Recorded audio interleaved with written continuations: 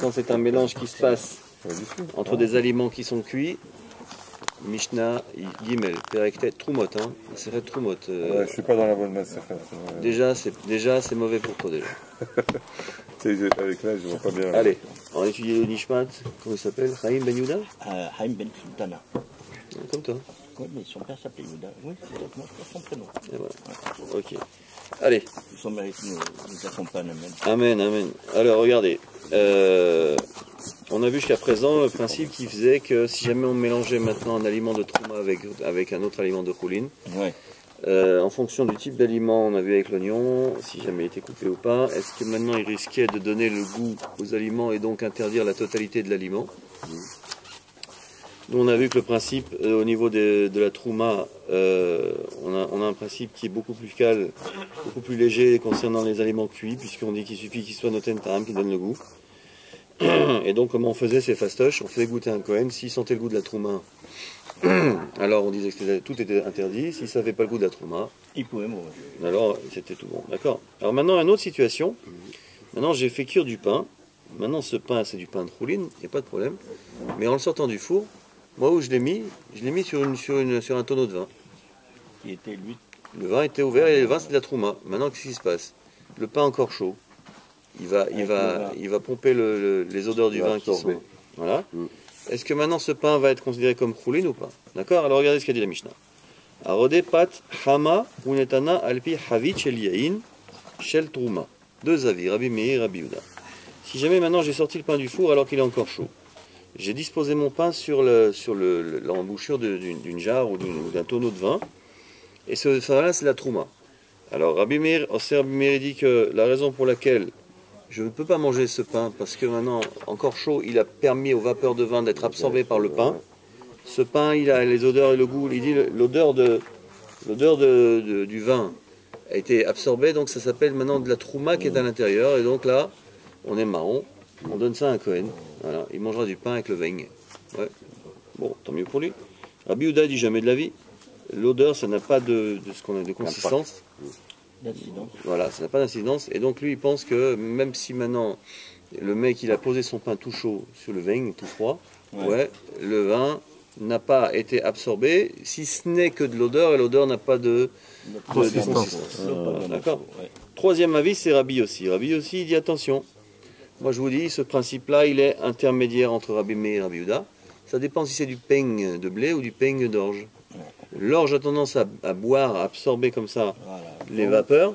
Et donc lui dira, Rabbi Yehuda, il dira, Rabbi Yehuda matir, Rabbi aussi matir bechel tritim. Si c'est du blé, alors le blé n'a pas cette force de pouvoir récupérer les odeurs de vin. Alors que le veoser bechel saorim, par contre le pain qui était fait avec de l'orge, ce pain-là il aura cette faculté d'absorber plus les odeurs. Parce que l'orge a tendance à puiser, d'accord? La lacha n'est pas comme Rabbi Yehuda. Comme Rabbi aussi. La lacha n'est pas comme Rabbi aussi. C'est marrant parce qu'habituellement, c'est remarqué Rabbi aussi. La lacha qui est Rabbi aussi. La lacha qui est Rabbi aussi? Oui. Alors c'est ça. Alors je suis content. Parce que j'allais vous dire qu'il y a un principe qui dit que Marloket Rabbi aussi Rabbi aussi Nimukaimo, que Rabbi aussi a toujours raison. D'accord? Ok les amis? Voilà, la Mishnah, je vous ai dit, même vous pouviez comprendre, vous avez vu que vous avez pu comprendre. Voilà. Alakha et Rabbi aussi, exact. Bio. Alors, le bio, on l'a fait. Donc maintenant, on va. Alors, vous allez maintenant m'écouter, vous allez me prendre sur parole. La Gemara d'aujourd'hui, on va parler. Ça va être dur. Voilà. Je vais dire. Donc, la Gemara d'aujourd'hui, elle explique que quand un ravi monte au Sefer, tous ses élèves doivent se lever. Il peut nous raconter pourquoi on n'a même pas d'été. Alors regardez, la paracha de Bamidbar, c'est une paracha qui est très importante pour moi parce que c'est celle que j'ai fait pour ma misa. C'est toi qui vas lire alors, c'est ça? Moi aussi. Tu vas lire ce Shabbat? Je la connais, mais bon. Et le principe, il est le suivant, c'est que Koltim. Et le principe, il est que cette paracha, c'est une paracha qui fait essentiellement des dénombrements. Ouais. Oui, on a compté les Bnei Israël, et c'est facile à remarquer, mais on a compté 600 000 âmes de plus de 20 ans, parmi les Bnei Israël, sauf les Lévim. Et il y a une mitzvah, c'est marqué, voilà, c'est marqué que les Lévim n'ont pas été comptés, et qu'ils n'ont pas été comptés pourquoi? c'est que il a dit à Moshe, tu les comptes pas. Donc, ça compte pas. Les Lévim, ça compte pour du beurre. Ouais. Les Lévim, ça compte pas. Alors, ce qui est intéressant ici, c'est de savoir pour quelle raison on va faire une distinction entre Lévim et Israël. Alors, nous, on sait qu'effectivement, les Lévim, ils avaient un statut particulier. Mais ce statut, il provient de quoi? Alors, regardez, le Midrash, il vient nous rappeler ici, et je vais vous lire le Midrash. Midrash Rabbah. Pardon? Il provient du Lévira. Du Lévira, t'as raison, Lévira. Lévira Vera. D'accord? Alors regardez, ils ont quand même eu un statut particulier, les Lévim, c'est qu'il s'est passé un événement dans la Torah où ils ont répondu présent. C'est quel moment? C'est quand maintenant les Bnei Israël ils ont fait le Vaudor. À un moment donné, Akadosh Baruch Hu, il a dit à Moshe, écoute, ça suffit. Il va falloir maintenant, voilà, exactement, il va falloir maintenant résoudre le problème. Alors Moshe, il a crié, il a dit, qui, Mil Hashem Elai, qui maintenant est pour Hashem avec moi? Et les Lévim sont levés comme un seul homme, ils sont tous venus, et c'est marqué qu'ils ont tué 3000 personnes. Et Rav, ils l'ont. Ouais. Alors, ce qui est intéressant, voilà, c'est tout ce qu'Akadosh Baruch Hu fait, c'est Mida Keneged Mida. Regardez ce qu'il dit Midrash, après on va se poser une bonne question. Vet Rosham Lotissa Betor Ben Israël. Ça, c'est le verset dans la parasha de cette semaine. Et il n'a pas compté leur tête, la tête des Lévis. Ouais. C'est la tête des Lévis. Je sais pourquoi, chez Elvim, chez Lien. Kadosh Baruch Hu, il dit dans le Midrash, voilà, parce que les Lévim, ils sont à moi. Veyu li Alvim. Et les Lévim, ils seront à moi. Plusieurs fois, c'est marqué. Chez Kol mi Sheu Mekarevoti, Ani Mekarevo. Tout celui qui se rapproche de moi, qui me rapproche de lui précisément, alors moi je le rapproche. Hem karvu kirvu atzman li. Hem kirvu atzman li. Eux ils se sont rapprochés de moi. Comment c'est marqué? Je n'ai marre vayomer Hashem mil Hashem elai. Au moment où il y a eu la faute des voleurs et qu'il a fallu faire payer à ceux qui l'ont fait, Akadosh Baruch Hu, il a dit à Moshe, vas-y parle, dis-leur maintenant. Il faut rassembler des gens pour résoudre le problème. Et Moshe leur a dit, mil Hashem elai. Qui pour Hashem avec moi? Vaye asfu elav kol ben Levi. Le verset dit que tous les ben Levi se sont rassemblés. D'accord? Hen kirvu oti. Ah, ils m'ont rapproché, vani mekarvan. Veayuli alvim. Ça, c'est ce que dit le Midrash. D'accord? Ça en fait des rapprochements. Ouais. Alors, ce qui est intéressant ici, c'est ce qui est écrit dans le Biour ici, c'est que, a priori, on semble croire qu'il n'y a que les Lévim qui sont levés. Ouais. Amnam. Dites-moi, combien il y en a qui ont fauté la faute du Vaudor? Est-ce que les 600 000 ils ont fauté? Non. C'était pas les seuls. Non, mais c'est pas ça. Pourquoi seulement la tribu de Lévi qui a été choisie comme la tribu d'Hachem? Mais dis-moi, je suis désolé, tu peux pas dire. Attends, il y avait des tzadikim dans toutes les shvatim, dans toutes les tribus, il y en a qui n'ont pas fait le Vaudor. Nous, moi, je peux témoigner que nous, on n'a pas fait le Vaudor. Nous. Bah, écoute. Pourquoi les Lévi'im en particulier? Qu'est-ce qu'ils ont ces gens-là de plus? Alors, il ramène ici un commentaire du Admon de Gour, de Baal Chidush Harim, bien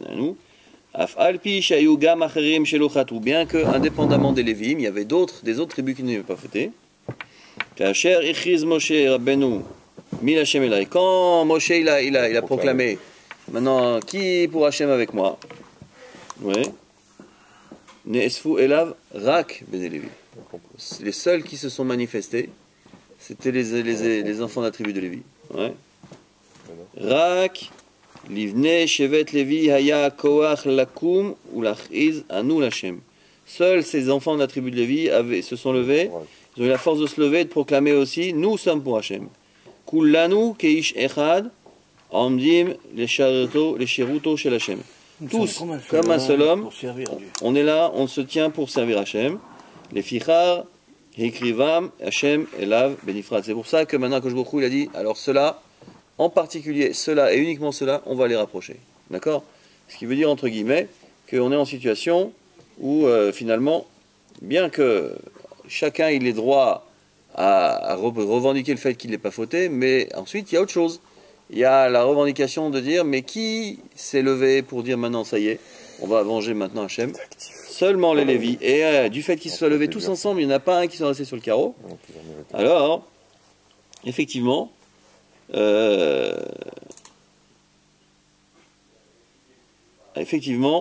c'est pour ça qu'eux, ils ont eu ce mérite d'avoir été rapprochés d'Hachem. Ici, il ramène un autre commentaire, c'est Rabbi Shimon Shvab.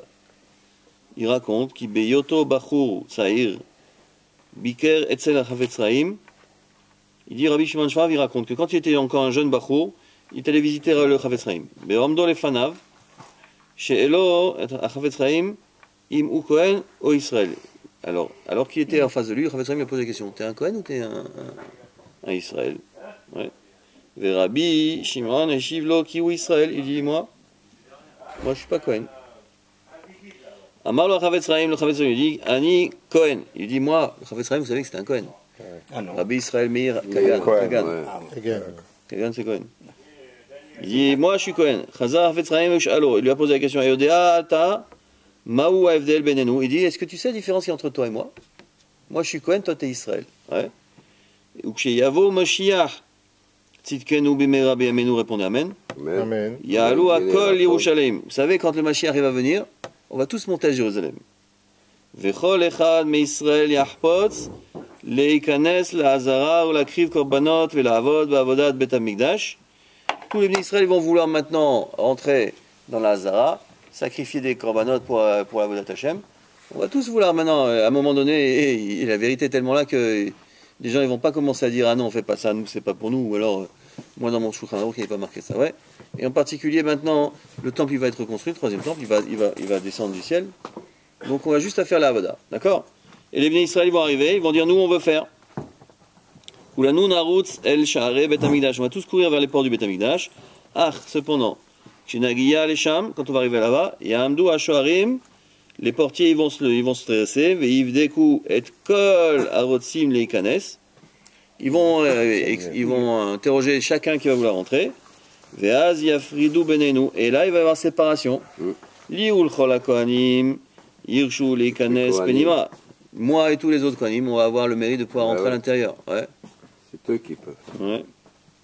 Ve'ilu ata vechol hayeter tiddarshu lisha'er bachutz. Et toi et tous les autres, vous allez être, on va vous demander, restez à l'extérieur, messieurs, ça va pas être possible. Club privé. Voilà, exactement.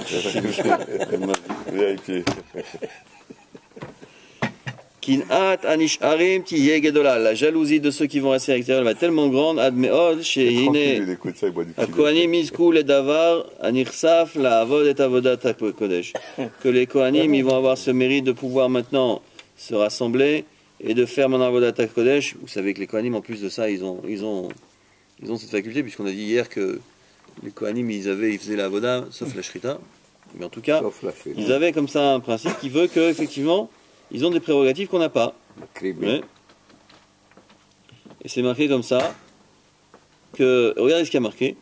Ine hakohanim yizku ledavar anirsaf la'avod et avodat hakodesh ou l'Israël lo tinaten reshut la'avoda. Et donc nous, on reste sur le carreau. Ayadea ata ma'u agorem le matzav ze. Et lui pose la question Chafetz Chaim à Rav Shvav. Il lui dit tu sais pourquoi maintenant ça se passe comme ça? Ça va se passer comme ça? Ve'lisraelim havan asaper lecha. Je vais te raconter. Lifne kishloshet alafim shana. Il y a environ 3000 ans. Amad Moshe bamidbar. Moshe s'est tenu dans le midbar. Vekara, il a dit Mil Hashem elai.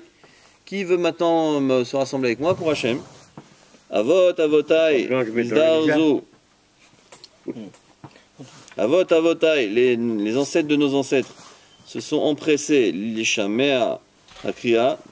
À l'entente, à l'écoute de cet appel, Ve'etiatzvu l'ishem Moshe, ils se sont présentés devant Moshe. Ve'elu avot avotecha, mais les ancêtres de tes parents à toi. Lona, nous l'écrira, ils n'ont pas répondu à l'appel. Kasher kol anutam, l'écrira zachu avot avotai les malat takuna. Et du fait que maintenant eux ils aient répondu à l'appel et pas tes parents, alors eux ils ont le mérite d'être maintenant des kohanim qui sont maintenant ceux qui ont ces prérogatives là. Siem Chafetz Chaim, le Chafetz Chaim termine en disant les Shem ma ani mesaper lechazot. Pourquoi je te raconte tout ça? Chafetz Chaim lui dit à ce Rav Shvav, il dit tu sais pourquoi je te raconte tout ça? Ho'il v'lchol adam b'Israël yesh regaim shebahem hu shomea kol penimi amachiz v'omer. Parce qu'il dit chaque personne du peuple juif il aura un instant où il va entendre une voix intérieure qui va lui proclamer et lui dire Mil Hashem elai. À un moment donné, on va tous être dans cette situation. D'être confronté à ce choix. est-ce que tu es avec moi ou est-ce que tu n'es pas avec moi? Ouais. Beyom mina yomaim, et parmi ces jours-là, kasher tishma kriazo, mehadedet belibecha penima. Alors que maintenant tu vas entendre cet appel-là, toi en tant qu'Israël, même maintenant, ouais, tu vas entendre cet appel-là et tu vas commencer à réfléchir. Et tu vas ressentir maintenant la chose comme nous, nos ancêtres, ils ont ressenti au moment où il y a eu l'appel et qu'ils ont répondu à cet appel. Al ta'amod, al tahzor el hashegi'a she'asu avotecha, she'be'etia ifsidu lenetzach ma'ala nifla'a she'yachlou la'asig bekalut. Il dit, regarde, quand tu vas être face au dilemme, est-ce que je vais dans le sens d'Hachem ou pas? Rappelle-toi ce qui s'est passé pour tes parents. Que eux, ils ont pas bougé, regarde ce qu'ils ont perdu.